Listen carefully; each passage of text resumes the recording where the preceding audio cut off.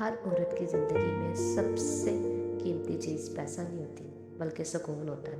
और जब ये सुकून शोहर के रवैये से मिले तो वो रिश्ता सिर्फ शादी नहीं रहता, इबादत बन जाता है। अस्सलाम वालेकुम, माय हस्बैंड माय सोलमेट में आपको फिर से खुशामदीद। आज हम बात करेंगे उस सुकून की जो एक औरत अपने शोहर के साथ महसूस करती है, जब मोहब्बत, सब्र और एहतराम बन जाए। सुकून सिर्फ हंसी का नाम नहीं, सुकून वो एहसास है जब आप बिना डरे अपनी बात कह सकती हैं, जब आपको जज ना किया जाए बल्कि समझा जाए। ऐसी मोहब्बत ही औरत को मजबूत बनाती है। शोहर का रवैया ही औरत के दिन को आसान या मुश्किल बना देता है। नरमी, एहतराम और हिफाजत, ये वो चीज़ें हैं जो लफ्ज़ों से ज़्यादा रखें तो घर जन्नत जैसा लगता है। हिलाल मोहब्बत शोर नहीं करती, वो खामोशी में भी महसूस होती है। जब शोहर बीवी के लिए दुआ बन जाए और बीवी शोहर के लिए सुकून, तो अल्लाह उस रिश्ते में बरकत डाल देता है।